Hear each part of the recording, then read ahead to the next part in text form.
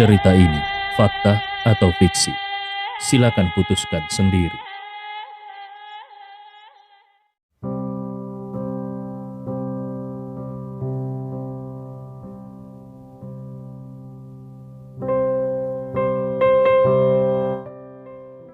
Mengingat masa lalunya, Sangkala menangis terseduh-seduh.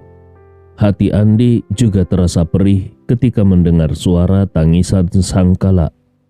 Meskipun bertahun-tahun telah berlalu, ketika memikirkan bahwa orang tuanya ternyata tidak mati karena kecelakaan, tetapi karena dibunuh secara kejam, hati Andi Rewa dipenuhi rasa sakit dan kebencian yang mendalam.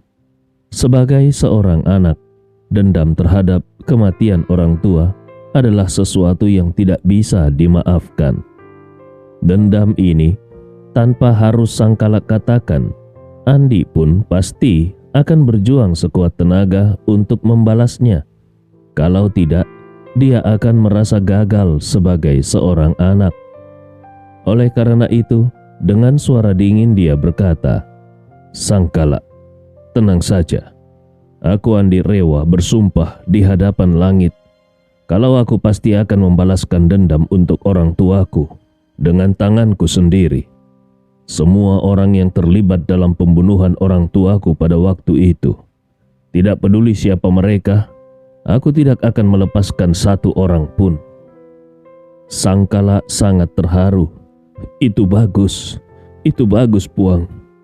Namun dia juga dengan serius berkata, "Puang, dalam hal ini kau tidak boleh bertindak gegabah. Ada banyak petunjuk yang belum aku urai hingga sekarang. Jadi lebih baik kita merencanakan dengan matang dan tidak terburu-buru mengungkapkan identitasmu terlalu awal." Andi mengangguk. "Aku mengerti. Kau tidak perlu khawatir." Setelah itu, Andi berkata lagi, "Aku punya satu pertanyaan lagi. Aku berharap kau bisa menjawabnya dengan jujur." Sangkala segera berkata, "Puang, silakan tanyakan." Andi berpikir sejenak, lalu bertanya, "Apakah istriku, Najwa, juga bagian dari rencana kalian?" Sangkala dengan segera menjawab, "Itu benar-benar bukan rencana kami. Aku mengenal kakek dari istrimu, tetapi aku benar-benar tidak menyangka dia bisa bertemu denganmu di lokasi konstruksi tempatmu bekerja. Ketika aku tahu dia ingin menjodohkan cucunya denganmu, meskipun aku tahu cucunya tidak sepadan denganmu, tapi pada saat itu aku tidak mencegahnya, karena tujuan utamaku hanya melindungi keselamatanmu, bukan untuk mencampuri urusan pribadimu." Andi Rewa merasa lega. Dia tahu bahwa masa kecilnya di panti asuhan adalah hasil dari pengaturan Sangkala. Jadi dia khawatir kalau pertemuannya dengan Najwa juga diatur oleh Sangkala. Jadi dia berkata kepada Sangkala, "Sangkala, cukup sampai di sini dulu. Aku ada janji dengan seseorang malam ini. Dalam beberapa hari ini, tolong kumpulkan dan susun petunjuk yang kau miliki. Kalau ada kesempatan, aku akan menemuimu dan kita bisa berbicara langsung." Sangkala mengangguk.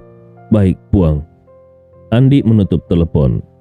Baru kemudian dia menyadari bahwa tanpa disadari, ada dua aliran air mata panas yang mengalir di pipinya. Hari ini dia baru tahu, ternyata lebih dari 10 tahun yang lalu, orang tuanya dibunuh oleh orang jahat. Dia juga tahu hari ini bahwa panti asuhan tempat dia tinggal lebih dari 10 tahun yang lalu ternyata sepenuhnya diatur dengan cermat oleh Sangkala, dengan tujuan menyembunyikan semua informasi tentang dirinya. Dunia hari ini di matanya tiba-tiba berubah drastis, seolah-olah seluruh dunia menjadi asing baginya. Terakhir kali dia merasakan hal seperti ini adalah ketika dia secara tidak sengaja mendapatkan buku ajaib. Dan sebelumnya lagi, perasaan seperti itu muncul saat dia berusia 8 tahun pada saat dia diberitahu bahwa orang tuanya telah meninggal. Ketika dia sedang tertegun, Liam menelpon dan berkata, "Tuan Andi, kira-kira kapan kau akan datang? Apakah kau ingin aku menjemputmu?" Andi berkata, "Tidak perlu. Sekarang aku akan menjemput istriku, lalu segera ke sana. Tunggu sebentar." Setelah itu dia menutup telepon dan pergi menuju studio Najwa. Pada saat yang sama, di kantor Direktur Panti Asuhan Desa Kalumpang, setelah Sangkala selesai menelpon, Direktur Panti Asuhan dengan hormat bertanya, "Tuan Sangkala, apa yang harus aku lakukan sekarang?" Sangkala menghela nafas dan berkata, "Karena Puang Andi sudah tahu semuanya, kalian tidak perlu lagi tetap di panti asuhan ini. Kembalilah ke posisi kalian di keluarga Rewa. Aku akan mengatur semuanya untuk kalian. Bertahun-tahun ini, kalian sudah bekerja keras." Direktur panti asuhan segera membungkuk dan berkata, "Tuan Sangkala, semasa hidupnya, ayah Puang Andi sudah sangat baik kepada kami. Kami siap melayani Puang Andi dengan penuh kesetiaan, bahkan kalaupun itu berarti mengorbankan nyawa kami." Sangkala mengangguk dan berkata, "Kalian semua adalah orang-orang berbakat yang telah dilatih dengan susah payah oleh ayah Puang Andi selama bertahun-tahun. Selama lebih dari 10 tahun ini, kalian telah rela bekerja di panti asuhan kecil ini yang bukan hanya melelahkan, tetapi juga merendahkan martabat kalian. Sekarang, gunakan waktu ini untuk beristirahat dengan baik. Kalau suatu hari nanti Puang Andi menjadi pewaris keluarga Rewa, kalian akan menjadi orang kepercayaannya. Pada saat itu, kalian bisa melayani Puang Andi dengan sepenuh hati. Puang adalah seseorang yang kalian lihat tumbuh besar. Dia memiliki sifat baik hati, jujur, dan berintegritas. Kalau suatu hari nanti dia berkuasa atas keluarga Rewa, aku yakin dia tidak akan memperlakukan kalian dengan buruk." Direktur panti asuhan segera mengangguk dan berkata, "Itu karena sejak kecil Puang Andi sudah mengalami banyak penderitaan, sehingga dia memiliki sifat berharga ini. Sifat seperti ini tidak aku temukan pada generasi kedua keluarga kaya lainnya."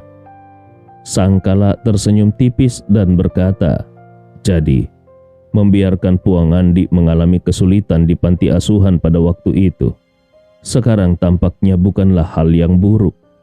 Bagaimanapun, buah tidak jatuh jauh dari pohonnya. Aku yakin pencapaian Puang Andi di masa depan tidak akan kalah dengan ayahnya." Setelah berkata demikian, Sangkala melambaikan tangannya dengan perasaan senang. "Baiklah, aku akan kembali ke Jakarta. Dalam beberapa hari ini, adakan pertemuan dengan semua staf dan serahkan pengelolaan panti asuhan kepada departemen terkait. Besok, aku akan memberikan sejumlah uang kepada kalian. Kalian bisa pulang untuk bertemu keluarga, lalu cari tempat yang nyaman untuk berlibur dan istirahat." Direktur panti asuhan kembali membungkuk. "Terima kasih, Tuan Sangkala." Setelah itu dia bertanya lagi, "Ngomong-ngomong, bagaimana dengan Pak Ismail? Sebelumnya dia tidak tahu apa-apa, tetapi sekarang dia sudah tahu banyak rahasia." Sangkala berkata, "Selama bertahun-tahun, dia sudah berusaha keras merawat Puang Andi. Dia juga sudah tidak muda lagi. Saatnya untuk pensiun dan menikmati masa tua. Aku punya sebuah kebun di luar negeri. Berikan saja padanya untuk masa pensiunnya. Sebaiknya dia tidak bertemu dengan Puang Andi lagi. Nanti, setelah Puang Andi berhasil mewarisi keluarga Rewa, kita bisa bicarakan lagi." Direktur panti asuhan berkata, "Pak Ismail punya seorang anak angkat yang juga bekerja di panti asuhan. Dia adalah seorang yatim piatu yang tumbuh bersama Puang. Dia belum tahu apa-apa tentang ini. Aku khawatir Pak Ismail tidak ingin berpisah dari anak angkatnya itu.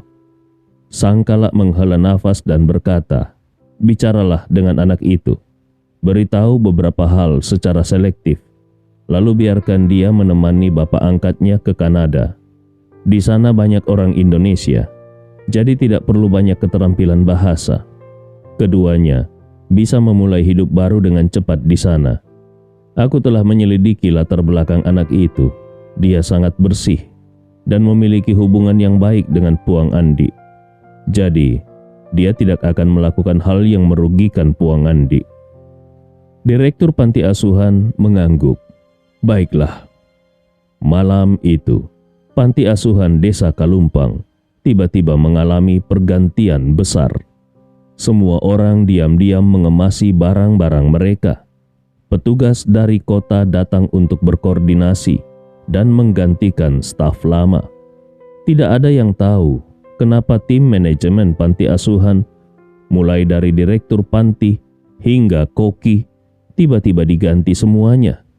Apakah mereka telah melakukan kesalahan besar? Namun, mereka tidak bisa membayangkan apa-apa. Orang-orang ini tampak seperti pasukan yang sangat disiplin. Mereka telah menyelesaikan perang panjang ini, dan sekarang saatnya bagi mereka untuk mundur dengan tertib. Meskipun Pak Ismail merasa sangat enggan, dia sangat menyadari bahwa sebelumnya sama seperti Andi, dia tidak tahu apa-apa tentang semua ini. Tetapi sekarang dia sudah mengetahui beberapa rahasia. Dia tahu bahwa Andi sebenarnya adalah keturunan dari keluarga Rewa di Jakarta. Jadi, dia juga paham dia tidak mungkin baginya untuk tinggal di sini lagi. Setelah mengetahui informasi ini, meskipun dia tidak sepenuhnya terseret ke dalam, tetapi setidaknya dia tidak bisa berpura-pura tidak tahu apa-apa. Sekarang dia telah masuk ke dalam kelompok ini. Dia harus mengikuti perintah keluarga Rewa. Karena itu, dia memutuskan untuk mengikuti arahan direktur panti dan sementara waktu pergi ke Kanada untuk beristirahat.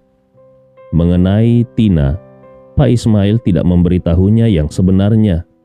Dia hanya mengatakan bahwa dermawan besar yang sebelumnya membantu biaya pengobatannya, kini kembali membiayai dirinya untuk pergi ke luar negeri dan beristirahat sebentar. Karena dia tidak memiliki kerabat lain, dia berharap Tina bisa ikut menemaninya. Tina menganggap Pak Ismail seperti ayahnya sendiri. Tentu saja dia setuju tanpa ragu. Maka dia juga mulai berkemas untuk bersiap pergi ke luar negeri bersama ayah angkatnya itu. Pak Ismail berpikir, setelah sampai di Kanada, barulah dia akan memberitahu Tina tentang semua ini. Saat ini Andi menuju ke studio istrinya. Begitu masuk, Najwa langsung terkejut dan bertanya, "Suamiku, kenapa matamu terlihat merah?" Andi mengerutkan keningnya. "Benarkah?" Sambil berbicara, Andi mengulurkan kedua tangannya untuk menggosok matanya, lalu tersenyum. "Di jalan tadi ada debu yang masuk ke mataku. Oh ya, istriku, kita harus cepat pergi sekarang. Malam ini aku ada janji makan malam." Najwa terkejut dan bertanya, "Sebenarnya siapa yang kau temui malam ini? Aku sudah menanyakannya kepadamu, tapi kau tidak mau menjawab, seolah-olah kau menyembunyikan sesuatu." Andi Rewa tersenyum. "Aku mengundang seorang tamu istimewa. Kau akan tahu ketika sampai di sana." Najwa bertanya dengan bingung. "Tamu istimewa? Apakah dia salah satu klien Feng Shui-mu lagi?" Andi berkata sambil tersenyum. "Nah, untuk sementara ini masih rahasia. Kau akan tahu saat kau ikut denganku." Najwa mengangguk. "Baiklah, malam ini aku akan ikut denganmu dan menumpang makan." Setelah itu pasangan tersebut meninggalkan studio dan menuju ke tempat parkir. Kemudian keduanya bersama-sama naik mobil menuju Hotel JX Marion. Pada saat yang sama, Liam sedang menemani Mary dan Sabrina di dalam ruang VIP mewah paling atas. Mereka duduk dan mengobrol santai. Ibnu Qomar yang mendengar dari Liam bahwa Andi akan mengadakan jamuan makan malam di sini pada hari ini, siap sudah menyiapkan segala sesuatunya dengan matang. Ketika dia mendengar bahwa tamu sudah tiba, dia secara pribadi menuju ke ruang VIP tersebut. Setelah mengetuk pintu dan masuk ke dalam, Ibnu Qomar langsung terkejut. Dia tidak pernah menyangka kalau orang yang duduk di dalam ruangan itu adalah Mary Kalista, putri sulung keluarga Gunawan dari Jakarta, yang juga merupakan bintang paling terkenal di dalam negeri. Sebagai perwakilan keluarga Rewa di Makassar dan anggota tingkat menengah ke atas dalam kalangan pelayan keluarga Rewa, Ibnu Qomar sangat mengenal keluarga-keluarga besar di Jakarta. Dan tentunya dia juga tahu latar belakang Mary Kalista. Melihat Mary ada di sini, hati Ibnu Qomar berdegup kencang. Apakah mungkin tamu istimewa yang ingin dijamu oleh Puang Andi malam ini adalah Mary Kalista? Seluruh kota Jakarta tahu bahwa Mary Kalista adalah tunangan masa kecil dari Andi Rewa. Dan selama ini keluarga Gunawan selalu mencari keberadaan Andi. Melihat situasi ini, mungkin saja Andi sudah ditemukan oleh Mary Kalista. Namun, Andi sudah menikah. Bukankah ini akan menjadi sedikit canggung?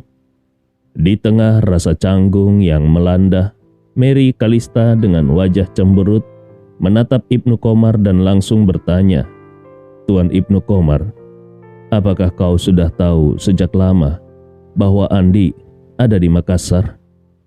Ibnu Qomar tiba-tiba tidak tahu bagaimana harus menjawabnya. Dia tergagap-gagap tanpa bisa memberikan penjelasan yang jelas.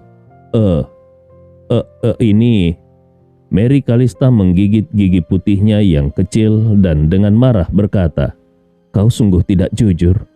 Aku sudah beberapa kali bertanya padamu tentang keberadaan Andi, tapi kau tidak pernah memberitahu yang sebenarnya." Ibnu Qomar dengan canggung berkata, "Nona Mary, kau salah paham. Aku baru tahu beberapa waktu yang lalu bahwa Puang Andi ada di Makassar. Aku mewakili keluarga Rewa di Makassar selama ini, tetapi sebelumnya aku tidak pernah mendengar kabar apapun tentang Puang Andi." Sabrina yang berada di samping bertanya dengan heran, "Apa? Mary? Kau bilang Andi Rewa itu adalah tunangan masa kecil yang kau cari selama ini?" Mary Kalista mengangguk dan berkata dengan serius, "Benar, dialah orangnya. Anak itu benar-benar membuatku susah payah mencarinya." Sabrina sangat gembira dan berkata, "Wah, ini benar-benar luar biasa. Akhirnya kau menemukannya. Jadi, apakah ini berarti kalian akan segera menikah? Aku ingat kau selalu bilang bahwa begitu kau menemukan Andi, kau akan segera keluar dari dunia hiburan, lalu menikah dan punya anak bersamanya." Wajah Mary Kalista langsung memerah.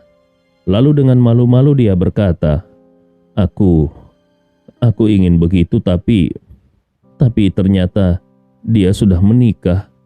Sabrina langsung marah dan berteriak, Apa-apaan sih si Andi Rewa itu? Apa dia tahu bahwa dia punya perjanjian pernikahan? Apa dia tidak tahu bahwa dia punya tunangan yang cantik yang terus mencarinya? Bagaimana dia berani menikah dengan wanita lain? Nanti kalau dia datang, lihat saja. Aku akan menegurnya di depan wajahnya. Dia benar-benar seorang playboy. Liam dan Ibnu Qomar saling berpandangan. Keduanya merasa sangat canggung. Baru kali ini Liam menyadari hubungan antara Mary Kalista dan Andi. Dan tentu saja hatinya sangat terkejut.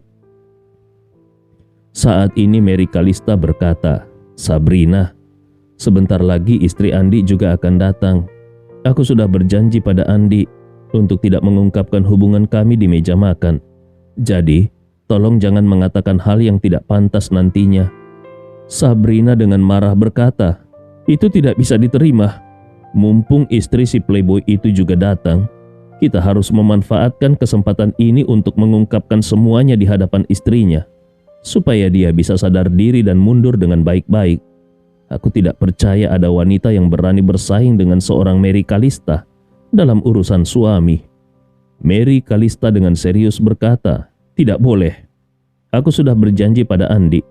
Kalau kau membuatku melanggar janji, aku tidak akan memaafkanmu." Sabrina langsung berkata, "Hei, Mary Calista Gunawan, apa kau sudah gila? Makan malam ini adalah kesempatan terbaikmu untuk menyingkirkan istri pertamanya. Kau harus memanfaatkan ini dengan baik. Kalau tidak, kau pasti akan menyesal di masa depan." Mary Calista dengan tegas berkata, "Sudahlah, jangan seperti itu. Aku selalu menepati janjiku. Kau jangan mencoba untuk mengacaukan rencanaku." Sabrina mengangguk pasrah. "Baiklah, baiklah. Tapi nanti jangan sampai kau merasa menyesal ya." Saat itu, Andi dan Najwa sudah berada di luar pintu ruang VIP. Sebelum masuk, Najwa masih bertanya, "Sebenarnya siapa tamu istimewa yang kita temui ini? Kenapa begitu rahasia?" Andi Rewa tersenyum dan berkata, "Jangan khawatir, ini pasti salah satu orang yang paling ingin kau temui." Najwa mengerutkan alisnya yang indah.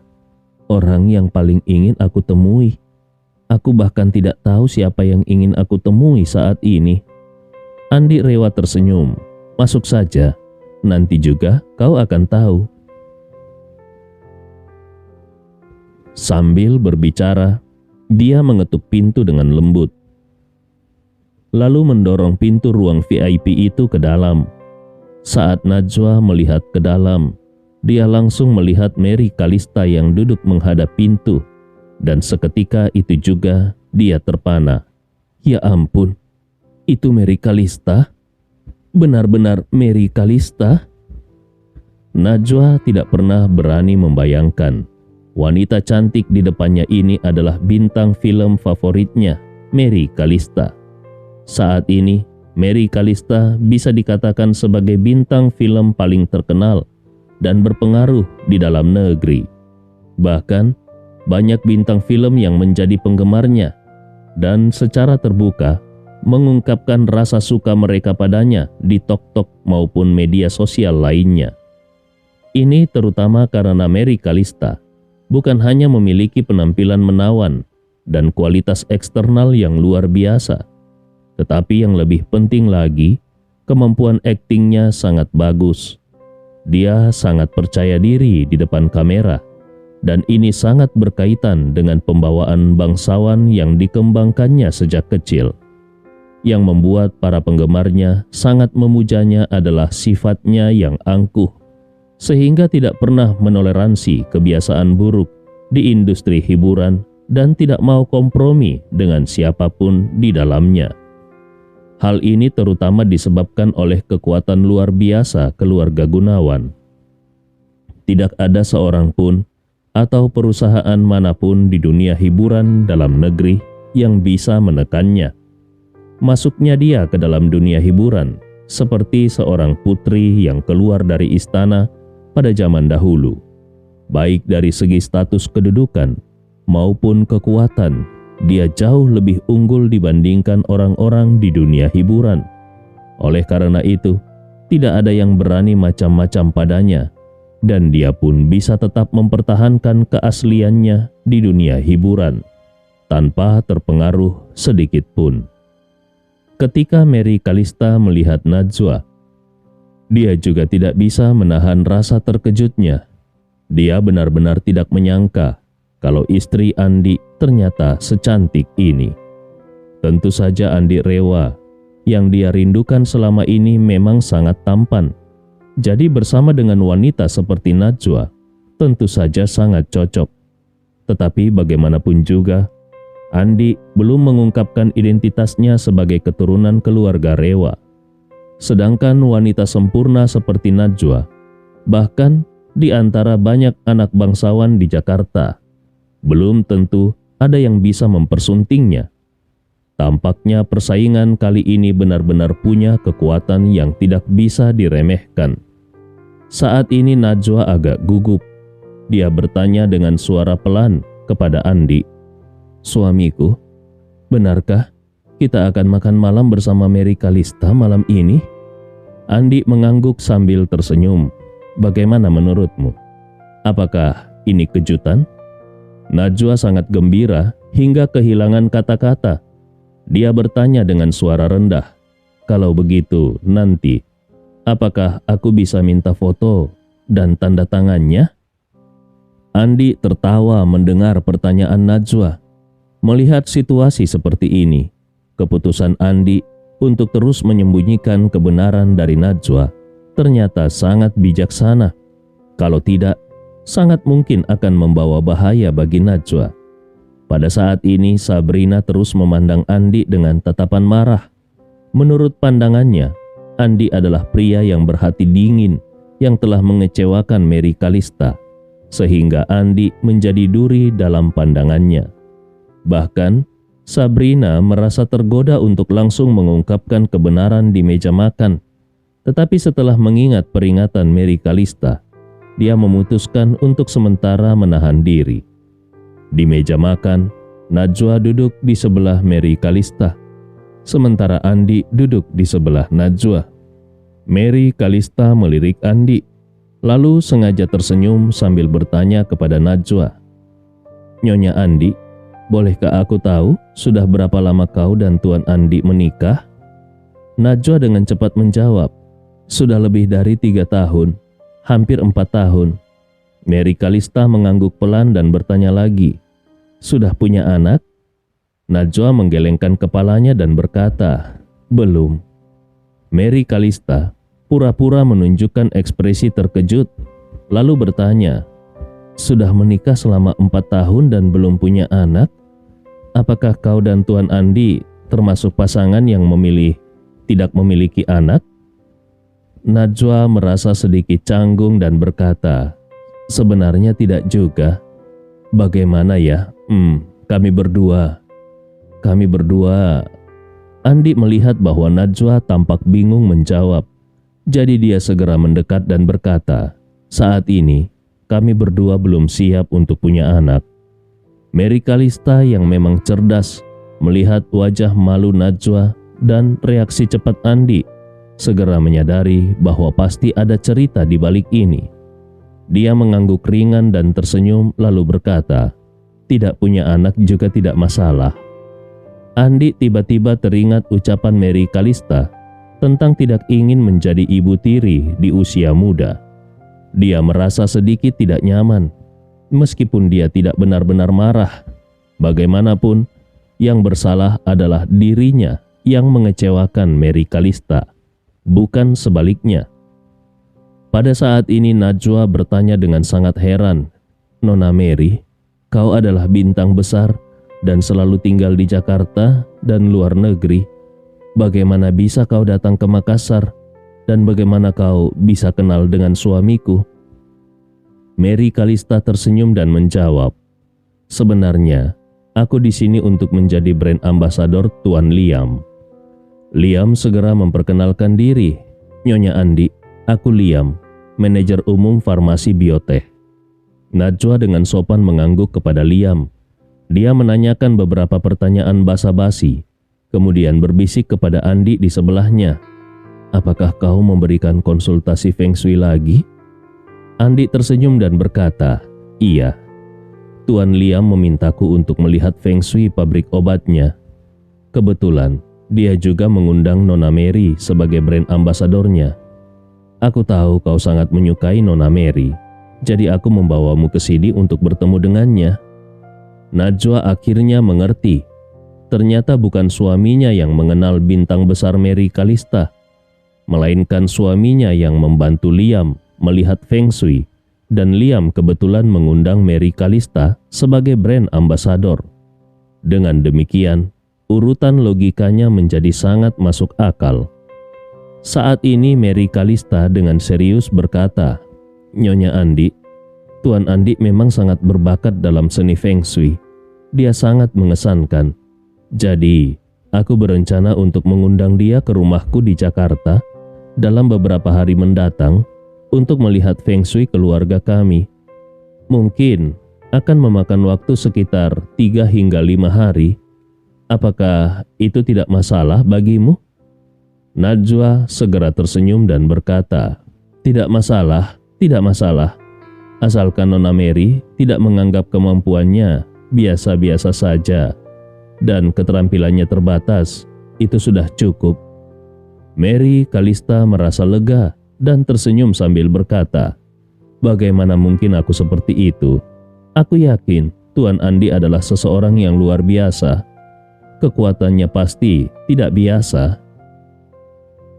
Pada saat ini, Najwa benar-benar tidak memiliki kecurigaan sedikit pun terhadap Mary Kalista yang seperti bidadari turun dari surga.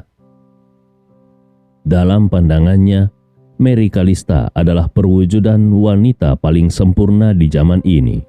Seorang wanita yang begitu sempurna di segala aspek, seolah-olah sudah kehilangan semua jejak kehidupan duniawi. Karena itu, Najwa sama sekali tidak terpikir bahwa wanita seperti itu mungkin saja adalah saingan cintanya. Pada saat ini, Andi merasa lebih tenang. Dia berencana setelah Ramlah menyelesaikan pertandingan final, dia akan diam-diam pergi ke Jakarta untuk bertemu dengan ayah Mary, yaitu Aldi Gunawan. Tujuan utama Andi bukanlah untuk bertemu Aldi Gunawan, melainkan untuk menyembuhkan kanker pankreas stadium akhir yang diderita Aldi. Aldi adalah sahabat baik ayahnya.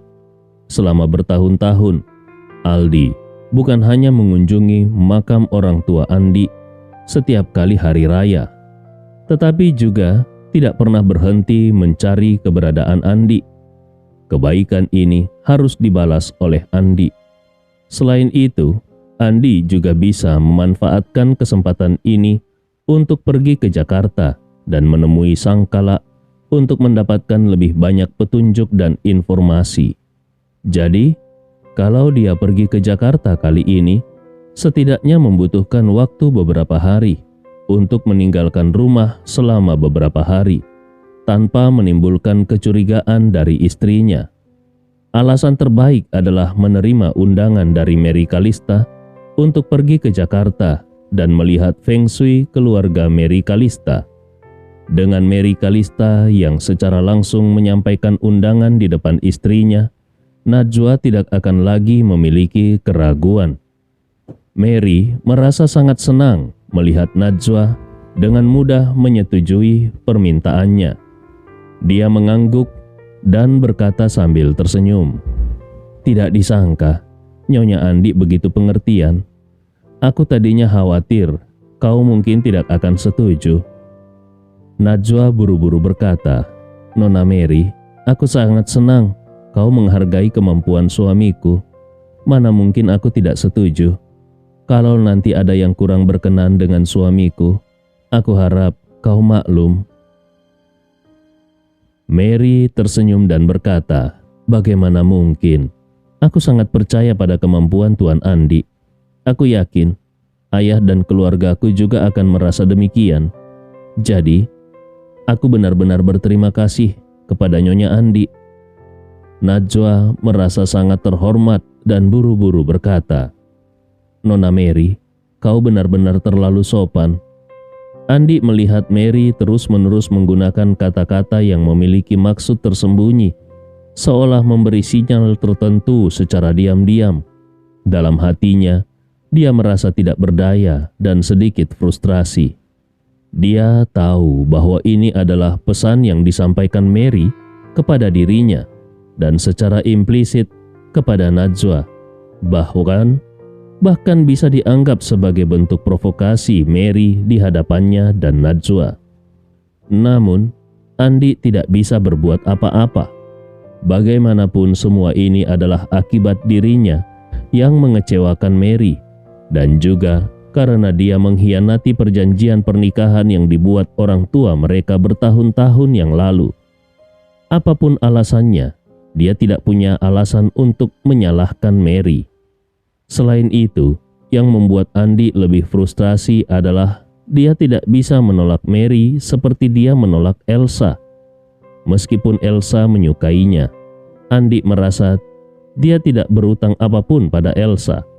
Sebaliknya, dia bahkan pernah menyelamatkan nyawa Elsa beberapa kali. Jadi, meskipun dia selalu secara langsung menolak Elsa, Andi tidak merasa bersalah. Namun situasinya berbeda dengan Mary Kalista. Mary adalah tunangan masa kecilnya yang telah mencari, menunggu, dan merindukan Andi selama bertahun-tahun. Namun, Andi justru mengecewakannya. Dalam kasus ini bagaimanapun juga, kesalahan ada padanya. Pada saat ini Najwa yang tidak tahu apa-apa memberanikan diri untuk bertanya kepada Mary, "Nona Mary, bolehkah aku berfoto bersamamu?" Mary dengan senang hati langsung setuju. Dia tersenyum dan berkata, "Tentu, mau foto sekarang?" Najwa dengan bersemangat mengangguk. "Kalau kau tidak keberatan, bagaimana kalau sekarang?" Mary mengangguk, lalu dengan sengaja memindahkan kursinya lebih dekat kepada Najwa dan berkata sambil tersenyum, "Nyonya Andi begitu cantik, berfoto denganmu cukup memberikan tekanan." Najwa merasa sedikit canggung dan berkata, "Mana mungkin, aku merasa tertekan. Aku yang merasa tertekan, Nona Mary. Kau bukan hanya cantik, tapi juga seorang bintang besar di negeri ini. Di hadapanmu, aku merasa sangat rendah diri." Mary tersenyum lembut. "Ayo, biar aku berdiri lebih ke depan sedikit. Dengan begitu, wajahmu akan terlihat lebih kecil dan lebih cantik." Kedua wanita itu berpose akrab seperti saudara kandung dan mengambil swafoto bersama. Setelah selesai, Najwa memegang ponselnya dengan penuh kegembiraan dan bertanya, "Nona Mary, bolehkah aku mengunggah foto ini ke sosmed?" Najwa sendiri adalah wanita yang tidak memiliki banyak sifat pamer. Ketika Andi membelikannya mobil BMW, dia tidak mengunggah apapun ke sosmed. Ketika Andi membawanya mencoba mobil super mewah, dia tetap tidak mengunggah apapun ke sosmed.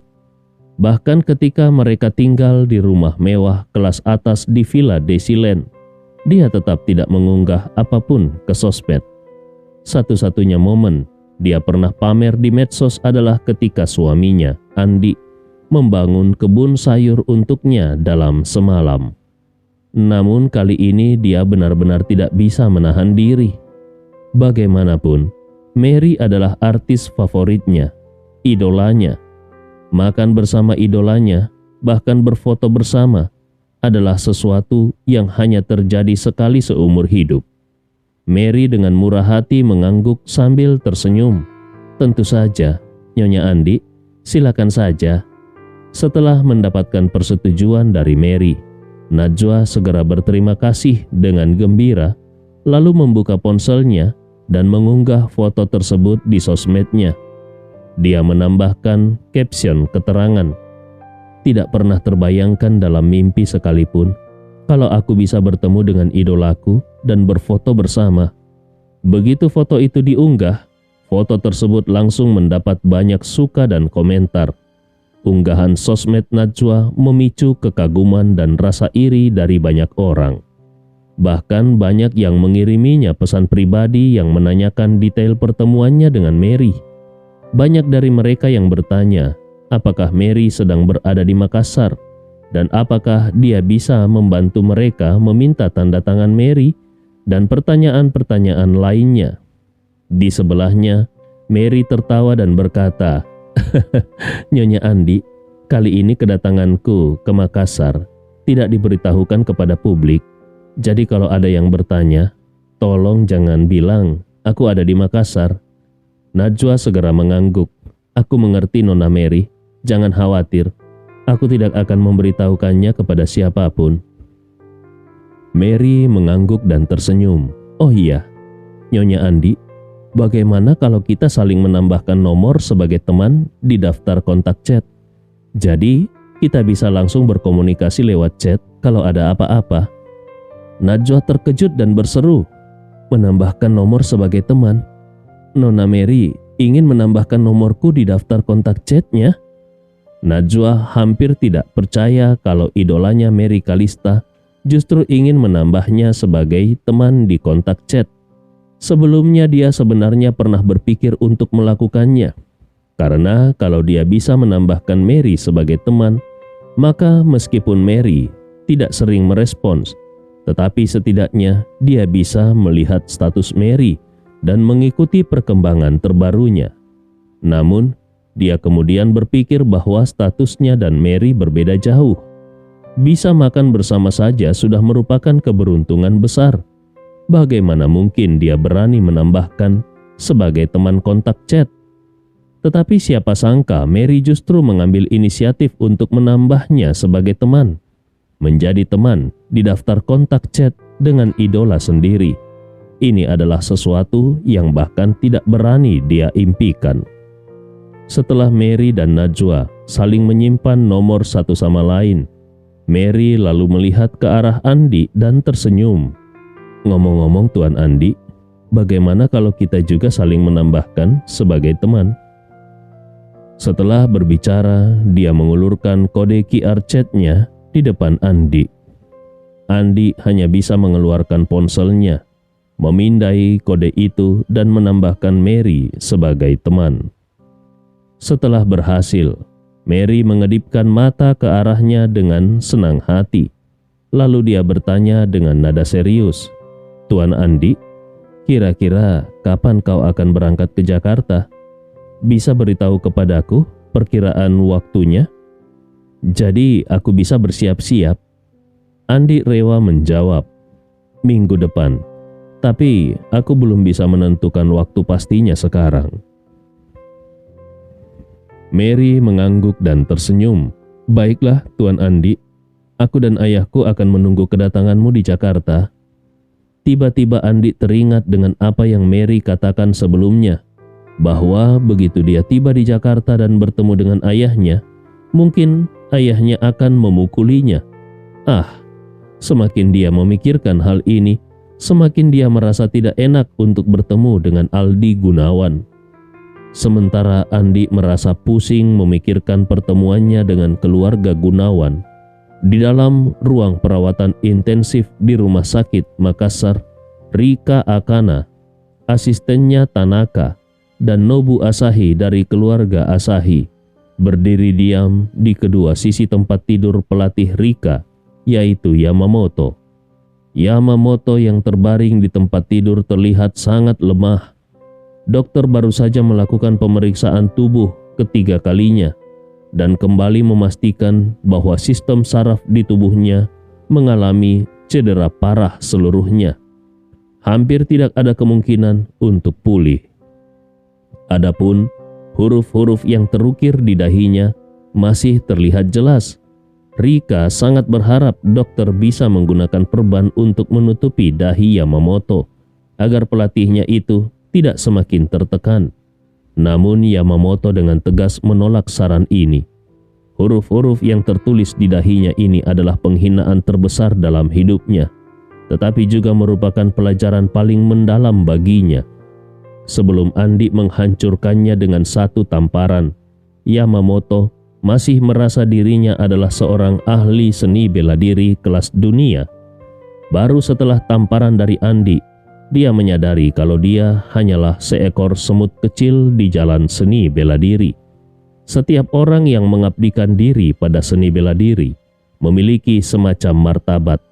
Bahkan kalaupun mereka kalah, kebanyakan orang masih bisa menerima kekalahan dengan lapang dada. Bahkan beberapa, meskipun secara tidak sengaja terbunuh dalam pertandingan, bisa menghadapinya dengan tenang menjelang kematian. Yamamoto mungkin tidak memiliki sikap yang begitu luas, tetapi ketika dia memikirkan kekuatan luar biasa dari Andi, dia benar-benar merasa takluk.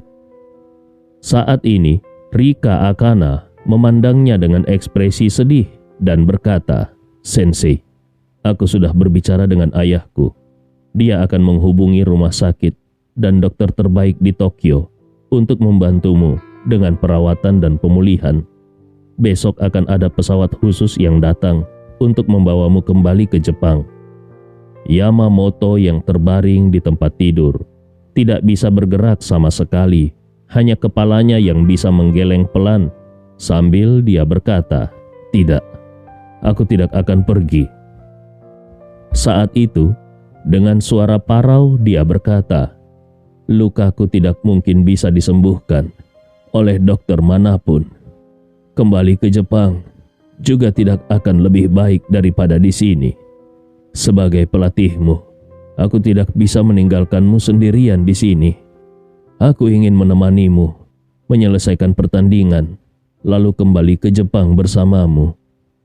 Rika Akana buru-buru berkata, "Sensei, kali ini aku mungkin tidak akan bisa memenangkan kejuaraan. Setelah pertandingan hari ini, aku menonton rekaman pertandingan Ramlah. Kekuatannya jauh lebih kuat daripada yang sebelumnya. Bahkan kalau seandainya aku menghadapi lawan berbakat seperti Safiera, aku mungkin harus berjuang keras untuk menang dengan susah payah. Tetapi Ramlah hanya membutuhkan satu gerakan untuk mengalahkan Safiera. Kekuatan seperti itu jauh di luar kemampuanku." Yamamoto menghela nafas. "Aku juga menonton siaran langsung pertandingan Ramlah di situs video dari rumah sakit ini. Kekuatannya saat ini memang sangat luar biasa. Jauh lebih kuat daripada saat pertandingan terakhir. Aku benar-benar tidak bisa membayangkan seseorang bisa mencapai kemajuan sebesar itu dalam waktu sesingkat ini. Ini benar-benar melampaui pemahamanku."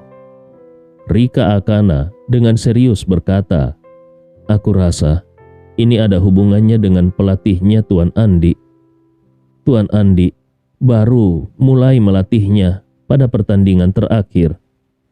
Mendengar nama Andi, Yamamoto tidak bisa tidak merasa kagum dan berkata, "Tuan Andi ini benar-benar seorang master seni bela diri sejati di dunia. Sepertinya dia adalah seorang murid dalam yang bisa melatih kekuatan batin. Seperti yang dikatakan dalam legenda seni bela diri. Dulu aku mengira semua itu hanya omong kosong, tetapi hari ini aku benar-benar mengerti." Di sisi lain, Nobu Asahi berkata, "Aku telah banyak mempelajari teks-teks medis dari zaman kuno. Dalam teks medis kuno yang paling awal, ada konsep tentang energi internal. Dan ada satu bagian yang secara khusus membahas bagaimana melakukan sirkulasi energi internal di dalam tubuh. Sepertinya Tuan Andi itu sudah mulai melatih kekuatan batin ini sejak lama." Yamamoto berkata dengan penuh kerinduan, "Aku benar-benar tidak menyangka kalau di dunia ini benar-benar ada hal seperti kekuatan batin. Kalau aku tahu tentang ini 10 atau 20 tahun lebih awal, aku pasti akan menjelajahi semua tempat terkenal dan mencari seorang guru sejati untuk belajar kekuatan batin dengan tekun." Saat berbicara sampai di sini, Yamamoto menghela nafas panjang. "Sayangnya, aku menyadari semua ini terlalu terlambat." Kata-katanya terhenti sejenak. 2 baris air mata mengalir dari wajahnya yang penuh keriput. Melihat nasib pelatihnya yang begitu menyedihkan, Rika Akana tidak bisa menahan air matanya. Pada saat ini, Yamamoto melihat ke arahnya dengan tatapan penuh semangat dan berkata, "Rika, sampai saat ini, aku tidak lagi layak menjadi pelatihmu. Kalau kau ingin membuat terobosan dan kemajuan lebih besar di jalan seni bela diri, kau harus mencari cara untuk menjadi murid dari Tuan Andi." Rika Akana terkejut dan berseru, "Apa? Menjadi muridnya? Aku tidak bisa. Aku hanya punya satu pelatih, yaitu kau. Selain kau, aku tidak akan pernah menjadi murid orang lain." Yamamoto berteriak dengan marah. "Dengan kondisiku sekarang ini, apa yang bisa aku ajarkan padamu? Bahkan kalaupun aku tidak lumpuh, apa yang bisa aku ajarkan padamu? Sudah aku ajarkan semuanya. Yang tersisa hanyalah beberapa pengalaman bertarung. Tapi lihatlah keadaanku sekarang. Kau akan tahu bahwa pengalaman bertarung tidak ada artinya di hadapan seorang master sejati dan di hadapan kekuatan yang absolut. Seekor semut, meskipun memiliki pengalaman bertarung dan menggigit, dia hanya efektif terhadap semut lainnya. Namun di hadapan seorang manusia, tetap saja semut yang tidak bisa melawan dengan satu jari pun. Tuan Andi juga membuat aku menyadari bahwa di jalan seni bela diri, aku hanyalah seekor semut belaka. Kau yang telah mewarisi semua yang aku ajarkan dan belum melampaui aku, ini menunjukkan bahwa kau sama seperti aku, juga hanyalah seekor semut di jalan seni bela diri ini. Setelah mengatakan itu, Yamamoto menatap Rika Akana dengan penuh semangat dan bertanya, "Rika, kau telah mengabdikan hampir 20 tahun hidupmu untuk seni bela diri. Apakah kau rela menjadi semut di jalan seni bela diri ini?" Ketika Rika Akana mendengar ini, dia menggigit bibirnya dan berkata dengan tegas, "Sensei, aku tidak rela menjadi semut." Yamamoto segera berteriak, "Kalau begitu jadilah murid Tuan Andi. Biarkan dia mengajarimu seni bela diri yang sejati. Hanya dengan begitu, kau memiliki kesempatan untuk menjadi seorang yang benar-benar kuat. Kalau kau tidak mau, aku sarankan agar kau meninggalkan seni bela diri ini sekarang. Karena seni bela diri yang kita kejar ini, kalau dibandingkan dengan milik Tuan Andi, tidak lebih dari sampah." Di perjalanan pulang, Andi mengemudikan mobil, sementara Najwa duduk di kursi penumpang dengan perasaan yang masih penuh kegembiraan. Chatnya hari ini benar-benar heboh. Banyak orang yang menyukai dan komentar pada statusnya. Mereka merasa iri pada keberuntungannya bisa makan malam bersama Mary, seorang bintang besar yang sangat terkenal. Najwa terus saja melihat ponselnya dengan ekspresi gembira yang tidak bisa disembunyikan. Setelah membalas beberapa komentar teman-temannya, dia menatap Andi dengan penuh kekaguman dan berkata, "Suamiku, hari ini aku baru menyadari betapa hebatnya dirimu. Aku tidak menyangka bahwa seorang bintang besar seperti Mary Kalista juga menghargai kemampuanmu dalam Feng Shui. Apakah itu berarti selain menggertak orang, kau memang punya kemampuan khusus?"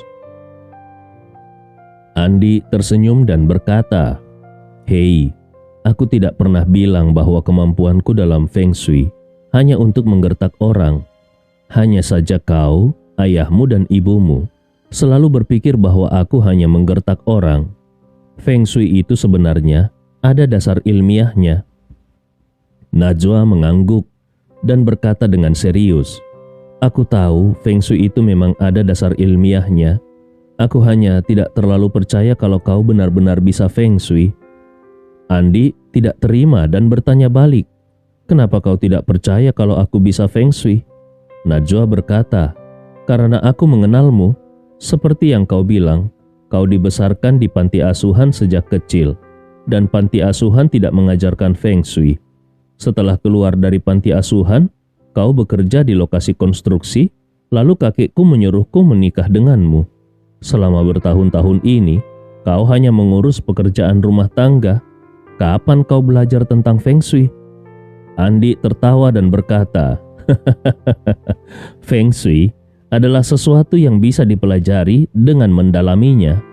Dulu saat kau pergi bekerja, di rumah aku suka membaca buku-buku tentang Feng Shui.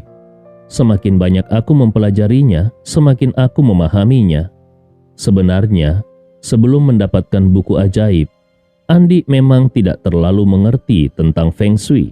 Dia hanya pernah belajar sedikit seni bela diri ketika kecil. Itu pun karena keluarga Rewa memiliki warisan seni bela diri. Secara umum, sebagian besar energi dari garis utama keluarga Rewa difokuskan pada bisnis dan menghasilkan uang. Sementara cabang keluarga yang diwakili oleh yang lainnya menghabiskan energi mereka untuk melatih seni bela diri, kemampuan medis, alkimia, dan rahasia Feng Shui yang dikuasai Andi sekarang, bahkan ilmu mistik yang lebih mendalam, semuanya berasal dari buku ajaib. Namun, ini adalah rahasia terbesar dalam hidupnya yang tidak bisa dia ceritakan kepada istrinya, Najwa. Bahkan mungkin dia tidak akan pernah memberitahu siapapun tentang buku ajaib. Selain buku ajaib, rahasia terbesar kedua dalam hidupnya adalah identitasnya sebagai putra keluarga Rewa. Namun hal ini sulit untuk disembunyikan dari dunia, karena anggota keluarga Rewa dan para pelayan keluarga Rewa semua tahu tentang dirinya. Hanya saja, istrinya dan orang-orang lain di Makassar belum mengetahuinya. Setelah sampai di rumah, Najwa masih sibuk membalas komentar di chatnya. Dia langsung masuk ke dalam villa tanpa mengangkat kepalanya. Andi Rewa memarkir mobil dan baru saja akan turun ketika dia menerima pesan suara dari Mary melalui chat. Mary berkata, "Andi, perutku tidak enak. Bisakah kau mengirimkan sedikit obat puyer bioteh untukku?" Andi Rewa menjawab, "Mary, kalau kau butuh puyer bioteh, aku akan minta Liam untuk mengirimkannya padamu. Jangan khawatir, aku akan suruh dia mengirimkan lebih banyak. 10 saset, apakah cukup?" Sebelumnya Andi tidak ingin menyebarkan obat puyer bioteh sebelum resmi diluncurkan. Tetapi untuk Mary, dia tentu saja bersedia membuat pengecualian. Namun Mary berkata, "Andi, perutku sedang tidak enak. Apakah kau tidak seharusnya mengantarkan obat itu sendiri? Setelah aku mencarimu selama bertahun-tahun, untuk hal kecil seperti ini saja, kau malah menyuruh orang lain untuk mengantarkannya. Kau benar-benar mengecewakanku." Andi merasa tidak berdaya dan berkata, "Ini namanya manipulasi moral. Bukankah kau hanya butuh puyer bioteh? Siapa yang mengantarkannya sama saja, bukan?" Mary dengan nada cemberut berkata, "Siapa bilang aku hanya butuh puyer bioteh? Aku juga butuh tunanganku yang sudah lama tidak bertemu. Perutku sekarang sakit sekali. Kau sendiri yang memutuskan. Kalau kau tidak peduli padaku, aku akan mengadu pada ayahku, dan kalau perlu, aku akan cerita pada istrimu." Andi merasa canggung dan berkata, "Mary, hubunganku dan istriku sangat stabil. Kau tidak bisa menjadi pihak ketiga di antara kami." Mary langsung naik pitam dan berkata dengan marah, "Aku pihak ketiga? Andi, waktu aku masih umur 4 atau 5 tahun, aku sudah dijodohkan oleh orang tuaku untuk menikah denganmu. Sementara kau baru menikah dengan istrimu selama 3 atau 4 tahun saja. Lagi pula, selama kau tiba-tiba menghilang selama bertahun-tahun, aku bukan hanya tidak melupakanmu, tapi aku juga tidak mengingkari perjodohan kita saat itu atau mencampakkannya. Selama bertahun-tahun ini, aku terus memberikan sugesti pada diriku sendiri. Tidak peduli seberapa baiknya pria yang kutemui, aku selalu berkata pada diriku sendiri bahwa aku sudah punya tunangan dan aku pasti akan menemukanmu. Sekarang, aku akhirnya berhasil menemukanmu dan kau malah bilang aku pihak ketiga." Mary semakin marah saat berbicara. Sebenarnya dia tidak ingin terlalu mempermasalahkan hal ini dengan Andi. Mengatakan bahwa Andi sudah mengecewakannya sebenarnya hanya niatnya untuk sedikit manja pada Andi. Namun dia tidak menyangka kalau Andi akan menyebutnya sebagai pihak ketiga. Ini benar-benar seperti menyalakan sumbu kemarahannya. Duduk bersama Najwa saat makan malam, mendengar Najwa terus dipanggil dengan sebutan Nyonya Andi sudah membuatnya cukup jengkel. Kalau mau bicara soal pihak ketiga, menurutnya seharusnya Najwa lah yang menjadi pihak ketiga dalam hubungan perjodohan antara dirinya dan Andi. Sekarang, Andi malah memutarbalikkan fakta dan mengatakan dirinya yang jadi pihak ketiga. Ini membuat perasaan tertekannya langsung meledak.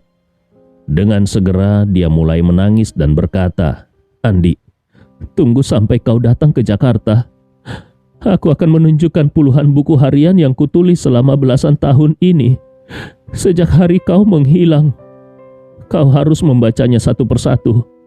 Kalau ada satu hari saja dalam buku harianku yang tidak menuliskan namamu, anggap saja aku, Mary, kalah. Kau sudah menyakitiku selama bertahun-tahun, dan sekarang kau masih memperlakukanku seperti ini. Apa kau masih punya hati nurani? Andi merasa kepalanya pening, namun dia tidak berani marah, bahkan tidak pantas marah. Sebaliknya dia merasa sangat bersalah. Andi memang bisa kejam dan tidak kenal ampun saat menghadapi musuh. Tetapi dia selalu berterima kasih dan menghargai orang yang berjasa padanya. Mary juga termasuk dalam kategori itu. Mendengar Mary menangis, Andi dengan cepat berkata, "Mary, maafkan aku salah bicara. Aku minta maaf padamu." Mary bertanya dengan nada marah, "Lalu bagaimana dengan perutku yang sakit?" Andi langsung berkata, "Tunggu sebentar, aku akan mengantarkan obat itu untukmu." Mary bertanya, "Apakah kau punya stok puyer bioteh di tempatmu?" Andi berkata, "Tidak, tapi aku bisa pergi ke pabrik obat dan mengambilnya, lalu langsung mengantarkannya ke hotelmu. Apakah itu cukup memuaskanmu?" Mary berkata, "Lupakan saja. Pabrik obat cukup jauh dan ini sudah larut malam. Aku tidak ingin merepotkanmu lagi. Meski aku sangat kecewa padamu, tapi aku tetap memikirkan kesehatanmu." Tiba-tiba Andi menyadari bahwa gangguan pencernaan tidak selalu bisa diatasi hanya dengan puyer bioteh. Meskipun puyer bioteh bisa memberikan efek pereda yang cukup baik, namun obat itu sendiri lebih cenderung mengatasi gejala dan ketidaknyamanan daripada menyembuhkan masalah secara tuntas.